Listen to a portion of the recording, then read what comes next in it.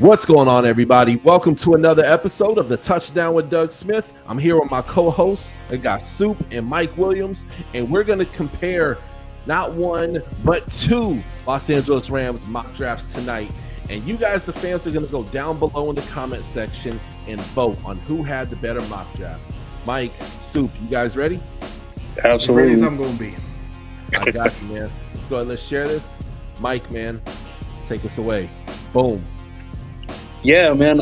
Really, the Rams, obviously, they've been making trades for a while, so they don't have like a first-round pick, but they always do a good job of procuring picks, whether it's through like guys later on or, free agency and recouping those picks that way. So it's phenomenal. But what I did is I took Azeez Ojulari's brother for the Rams, BJ Ojulari, who he's more of a power rusher edge, but he's quick, twitchy, and I think that could add to the Rams dynamic after some of the players they lost. Next was Jalen Duncan, who's a real powerful tackle. He's like 6'6", 320. He can play right tackle, left tackle, and I think that's a guy that could come in right away and push for a starting job. Really, probably most likely be a starter, and that could be a guy that you don't got to worry about for a decade. Tyreek Stevenson from the U, super athletic, 40-inch vert, ran like a 4.48. 6 foot, sizable cornerback. So obviously, I know it hurt Rams fans. I hurt our brother Soup losing Jalen Ramsey. He's not going to be a Jalen Ramsey, but he's a guy that can come in, start relatively quickly, and be a good piece for a long time. Now, this one, some people might look at this kind of crazy, right? Andrew Voorhees, he hurt himself at the combine, so he might have a red shirt kind of year.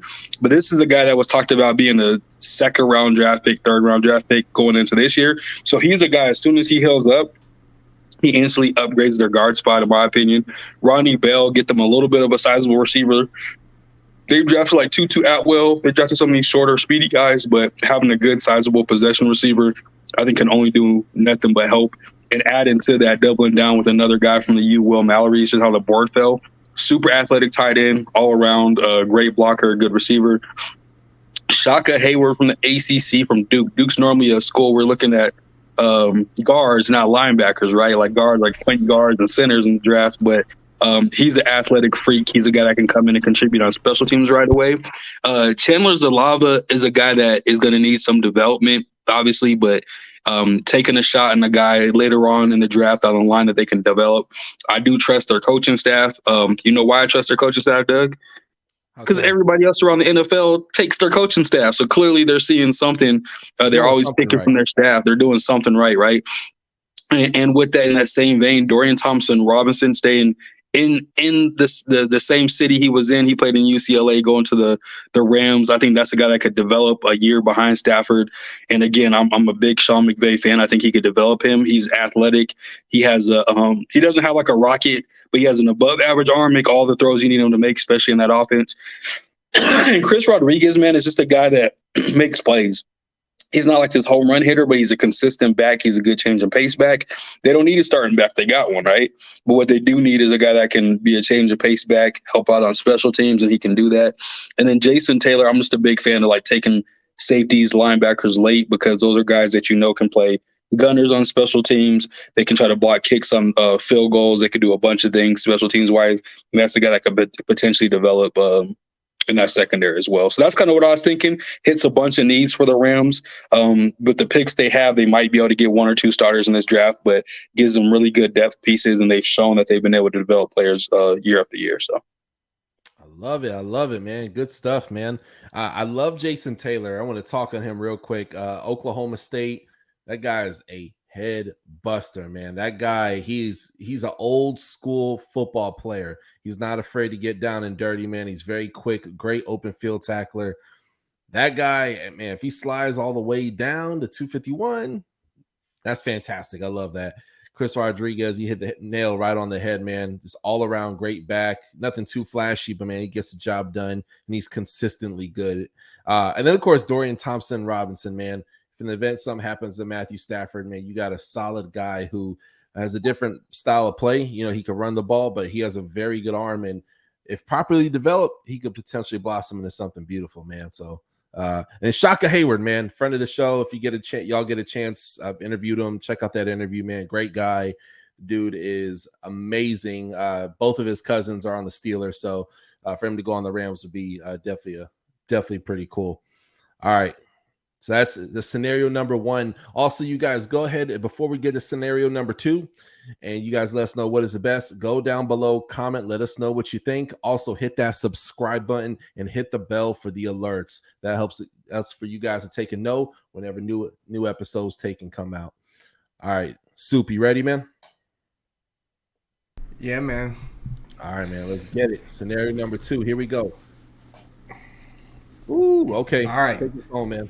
Look, I'm gonna start this with the caveat, okay? Because earlier when I was doing mock drafts, my guy fell to me, and so obviously the Rams. We all saw what happened with them last season. Like, pass rush was lacking outside of Aaron Donald because Aaron Donald is Aaron Donald. But we really ended up missing Von Miller. Leonard Floyd started off the season slow, still playing through an injury, but we saw him down the stretch. We saw what he was capable of in those last 6 to 7 games.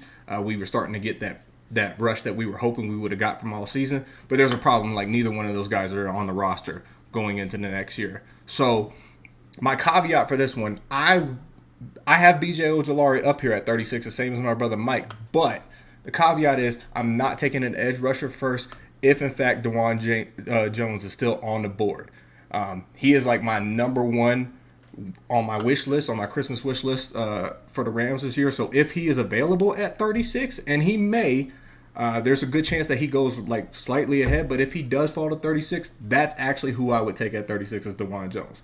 But in this scenario, he did not fall. So we're going with BJ Ojolari for all the same reasons that Mike said and all the reasons I said. We need an edge rusher. Yes, he doesn't have that bend that Vaughn is famous for, but he's a big, physical, powerful edge rusher, and he's gonna be able to get through some of those big tackles and stuff like that. I mean, we still got Trent Williams in our division, okay? And I'm not saying he's gonna take out Trent Williams, but at least give the man some exercise, okay? Make whoever's back there for the 49ers believe that they're gonna get touched. After that, I have Blake Freeland for the same reason that I had Dawand Jones, because the Rams need a dependable left tackle. Big Wit, we missed him last season, and I don't know if y'all know, but Matt Stafford didn't even finish the year, and now they're looking at him like he's damaged goods, that he's not going to come back at all and be any good. So my job is to keep Matt Stafford upright. Blake Freeland helps answer that, which goes into my third pick, right? My brother from Michigan, right? I'm a big Michigan fan, so if I can get Michigan boys on my team, I'm here. Now I'm gonna mess up his name, right? I'm not even gonna try to pronounce it. Just know that's a center, right? He's a center. We need a center. This is no disrespect. This is no disrespect to Brian Allen, but Brian Allen, if you look at him in comparison to other centers in the league, he's undersized for his position. He's been productive, but Brian Allen's biggest deficit is his availability. He's shown over the last 2 to 3 years that he's going to end up missing 5 to 6 games a season. And you just pray that those aren't pivotal games. I think we get a plug-and-play center that even if he isn't absolutely ready to start, week 1, inevitably Allen's going to go down. He'll get his chance to shine, and I think once he gets inserted into that, he'll make his mark, and we'll have a solid starting center for a couple years down the road. Next, I'm going with corner. I'm going with Mekhi Blackman, and I know nobody's going to replace Jalen, right? Jalen he's one of one, and unless you're getting a Sauce Gardner or a Pat Surtain, like you're not easily going to replace Jalen Ramsey, right? And neither of those guys are available in this draft at 167. So Mekhi Blackman, I like him. He's physical. Yes, he's not 6 foot. He's like 5'11", right? He just missed that extra piece of broccoli on his plate to hit the 6 foot mark. But I really like the fact that he's big. He plays bigger than he actually is, and because the Rams run that zone coverage, right? A lot of his deficiencies, where they're talking about the slow back pedal and things of that nature, you don't really need to worry about in a zone, because he's going to kind of be patrolling a certain area of the field. So I think that'll actually capitalize on a lot of his strengths. Next, we got Ronnie Bell, who I think is just a dependable receiver, right? He's a nice red zone target, a good third down target, right? Somebody who could possibly get the ball besides Cooper Kupp, that is going to have the sure hands like Cooper Kupp. We hope that his game from college translates to the pros. He's not a guy that's going to take the top off of a defense, but he's a guy that's going to frustrate you and catch between the hashes. Then we got Brandon Joseph. This is another guy who is a big physical safety, but like I said, playing that cover two high shell, he's not going to be expected to do a lot of backpedaling. He's going to be expected to kind of just track the ball, and he's very good at tracking the ball. His biggest criticism is actually his open field tackling, which, if you're a Rams fan, we had Taylor Rapp, so we're used to people missing open field tackles. I just want somebody that knows how to track the ball in the air, so that way we don't have to open field tackle. Now. Right. Let the Bills have that problem. My thing is, if you could track the ball well enough in the air and prevent the receiver from getting it in the first place, we don't have to worry about open field tackles. So that's what I'm counting on. I think Brandon Joseph is the best person available there. Then I'm back to tackles again, right, with Jackson Kirkland. I think he's a big hoss of a man, and like I said, offensive line was a problem for us. And even though I like Rob Havenstein, and I know Jackson Kirkland is traditionally he's projected as a left tackle, I think you could slot him over to the right tackle. Even though I don't have any issues with Havenstein, I just know that he's reaching the end of that contract. And it would be nice to have somebody to slot in behind him. And it also would be nice to have depth at the tackle position beyond, Blake Freeland, because I don't really think we have that on this squad. I think we saw Joseph Noteboom got inserted and we thought that he could be the guy. Wasn't the guy. I did like AJ Jackson, but he had some medical issues. Maybe he can slot in. We'll see what happens. After that, I got Max Duggan because, believe it or not, the only quarterback on the Rams roster as of today is Matthew Stafford. So we need somebody else. And we'll probably go get one of the remaining veteran guys. If I had my way, we go after Teddy B. Not because he's anything impressive, but I think you know what you're getting with Teddy B, right? He's a guy who's going to manage the game well for you, won't necessarily win you a game, but won't necessarily lose you a game. There's a contingent of the Rams fan base that wants Carson Wentz. I'm against that. Heavily against that. I think we've seen that. If you guys have watched the show, you know how I feel about Carson Wentz. No disrespect to him as a human being, but him as a quarterback, I don't want him on the roster. Okay, we got a fragile enough roster as is. Let's not add to it. I think Max Duggan, even though he doesn't have Matt Stafford like arm strength, right? The thing I like about him is he's very good against the blitz and he's willing to stand in and take a hit. And I think in this league, particularly when you're going against defenses like, I'm expecting Arizona to grab one of the top rushers off the board, edge rushers off the board. We already know what that 49ers defensive line is looking like and their edges with Nick Bosa. Like, I need somebody that's not afraid of contact, that's not afraid to sit in the pocket and make the throws. And I think Max Duggan is that guy. With 191, we're back to corners again.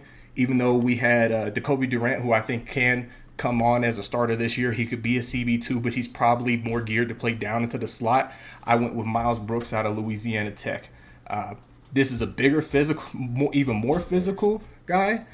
He's got a lot to work out. He's very raw, but he tracks the ball well. Once again, another one of his issues is the backpedaling. But I think for the system that we play, zone is a perfect kind of defense for a guy like him. And like I say, he's got the physicality, and he actually has the physical traits with the height and the length to go against some of the bigger receivers that are in this division in the NFL. I'd love to see him match up against DK. He's going to have to work on his footwork because he is kind of sloppy reading those routes, but he's not a guy that I'm projecting to come in and be a day one starter. I think with a year of sitting or, getting some special teams play right, he could step in there in year two.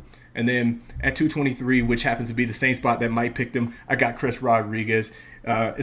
He's probably going to end up being a special teamer. I think the change of pace back, we already got that in Kyren Williams. Cam Akers is the guy in my mind. I know there's a lot of Rams fans that don't like that Cam Akers is the guy. Give me him. If you tell me that the last 6 weeks of 2022 is who Cam Akers is, give me all of that. Okay, because we got him under contract this year, and he's a restricted free agent next year because of how many games he ended up missing. So give me Cam Akers. I believe he's the guy. I think he's proven that he can be the guy. Give me Kyren Williams as the change of base, third down back, and then give me Chris Rodriguez as our special teamer. Maybe he comes in and does a few gadget plays. And then, like I said, finally, with our final pick in the 7th round, give me Jake Moody. I get 3 Michigan guys in this draft. I'm a happy man. But Jake Moody showed himself all throughout college to be a very reliable kicker. We don't have a kicker. Matter of fact, the Rams have 0 special teams. We don't have a punt returner. We don't have a long snapper. We don't have a punter. And we don't have a kicker. They all signed somewhere else this season. So we need to start rebuilding our special teams. I think that starts with a good kicker. I can't tell y'all guys, if you guys watch the NFL, how many games are lost and won because of a missed extra point, a missed field goal. I think Jake Moody is going to come and provide some of that Matthew Gay type consistency for us. So that way we don't have to worry about, trying to convert 4th and 25 or whatever, right? We can take a 51-yard field goal and still feel good about it. So that's what I got for the draft, man. I think it fixes a lot of holes for the Rams, especially along the offensive line. I know everybody wants defense because we got holes all over the place.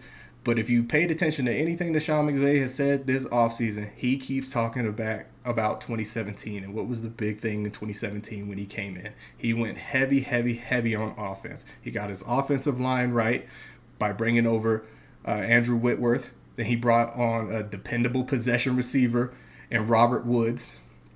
And then, he kind of worked with what we had on the roster, but he went very heavy on the offense, brought in some savvy discount veterans on the defense, right? We had Aqib Talib that came in. We traded for Marcus Peters, brought him in. And then you saw Ndamukong Suh, right, that we ended up bringing, a year later. So we ended up adding Ndamukong Suh to this. So I think the defensive piece, we'll see it next year. He wants to start the remake of the offense because he's counting on us to have an offense that can put up 35 points a game. He's expecting to get into a lot of shootouts with this young defense, and you got to have the offensive fortitude to go against that, and that starts up front with the offensive line. So that's what I got for you guys. I hope we come away with some of those linemen that I mentioned. I'm gonna be upset because Mike, you know it, you seen it. I call y'all after every single draft. I call you and I talk to you. I don't know why. We're going to end up taking Trey Tucker somewhere in this draft. I just know it. I just know we're going to end up taking Trey Tucker. And I like Trey Tucker's game, okay? But Trey Tucker is 5'8". And I'm tired. He did have a 4.32 though. I don't care. And his neck is as big as Tyreek Hill. Listen, I don't care. Tyreek Hill, I'm going to say this. Tyreek Hill is 1 of 1 as well, okay? Regardless of how you feel about the man personally or the team that he plays for currently, like Tyreek Hill is 1 of 1.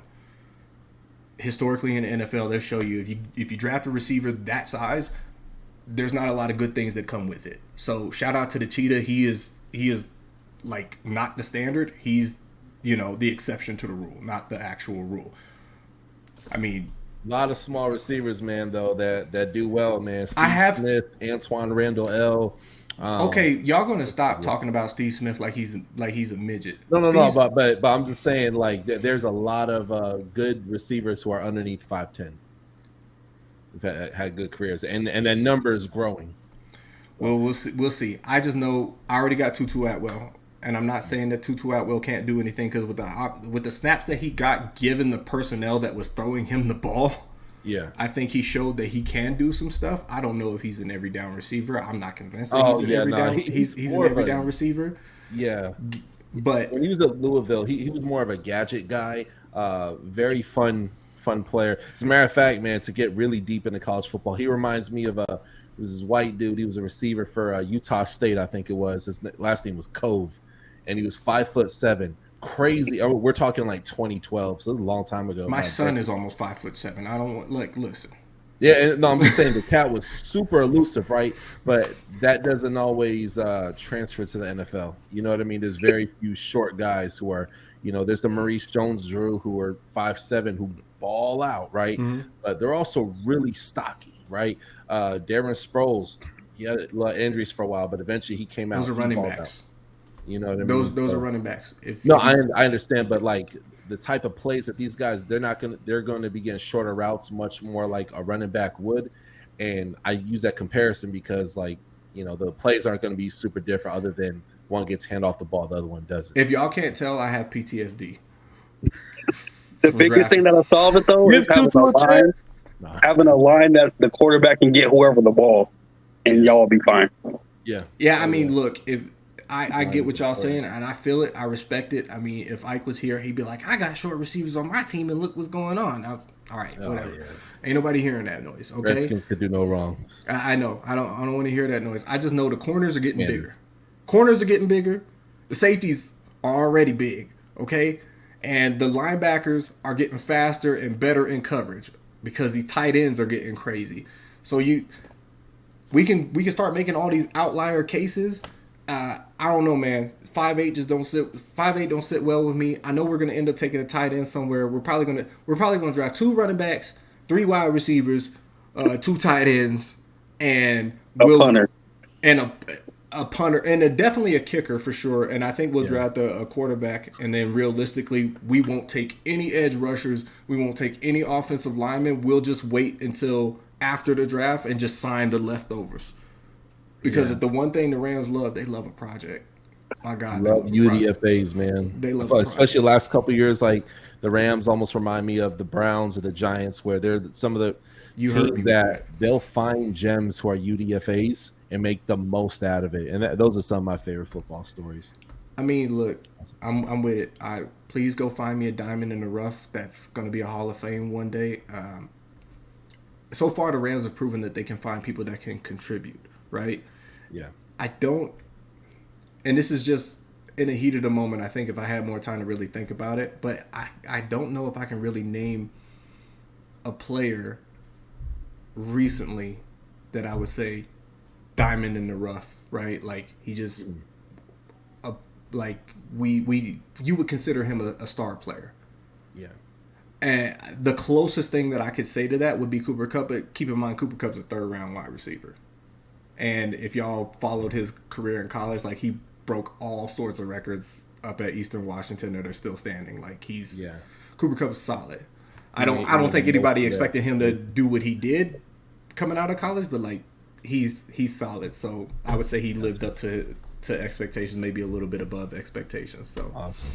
It should be a very, very exciting draft, folks. Go down below in the description of this video. Go ahead and vote. Let us know who had the better mock draft. Was it Mike in scenario 1 or was it Adrian in scenario number 2? I love the way both of you took and broke everything down. That was beautiful.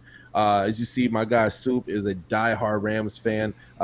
He has cranked out classics for the Rams just as Mike has cranked out classics for the Broncos. And both of them have done it through teams that aren't even theirs, man. So always a blessing to have these brothers on the show. Folks, go down below, hit that subscribe button, comment below. Let's argue. Let's talk about it. Catch y'all next time on the Touchdown with Doug Smith. Thanks for watching another episode of the Touchdown with Doug Smith, where I cover all 32 NFL teams plus NFL exclusive interviews.